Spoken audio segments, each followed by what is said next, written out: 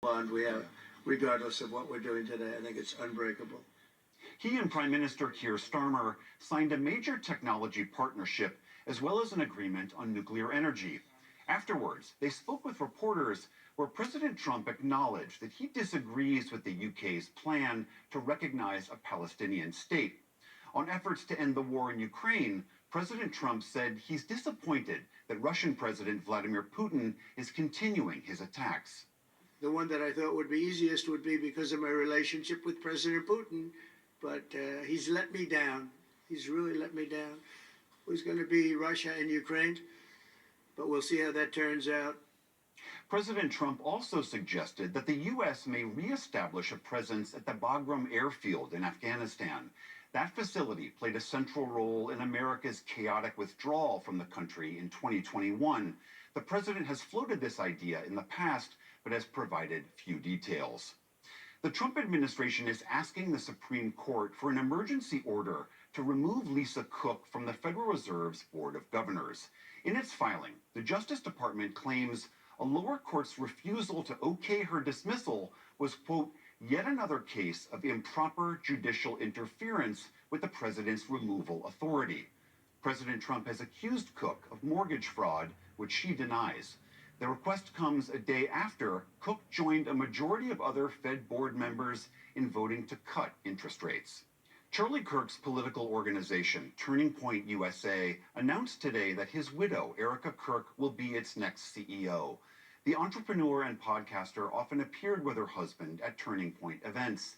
In emotional remarks following her husband's assassination last week, she vowed to continue his work.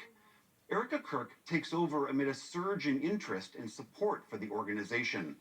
Charlie Kirk helped build Turning Point into a multi-million-dollar operation that was widely credited with helping Republicans win over young voters in last year's election. In Pennsylvania, prosecutors say that a suspected stalker was hiding at his ex-girlfriend's house when he opened fire on police who had come to arrest him. 3 officers were killed immediately and 2 others were hospitalized. The suspected gunman was identified as 24-year-old Matthew James Ruth, who was killed by police in the shootout that followed. The fallen officers were identified today as Detective Sergeant Cody Becker, Detective Mark Baker, and Detective Isaiah Emenheiser. At a press conference today, law enforcement officials paid tribute to their service. Well, their mission is now complete. You kept the faith. You ran the race. You fought more than a good fight. Last night, members of the small southern Pennsylvania community joined police and first responders as they formed a procession to the coroner's office to show their support. It was one of the deadliest days for Pennsylvania's police so far this century. Turning to the Middle East, the Israeli military says 4 of its soldiers were killed today in southern Gaza. They're the first troop losses since Israel launched a major offensive in Gaza City this week in the territory's north. As explosions dotted the horizon, residents reported that internet and phone lines have been cut off across the Strip.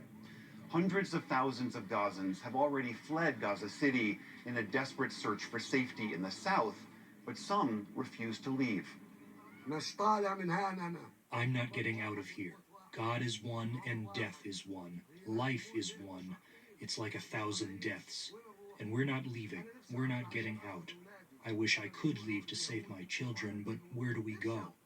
Separately, officials say a Jordanian truck driver shot and killed 2 people at an Israeli-run border crossing between Jordan and the occupied West Bank.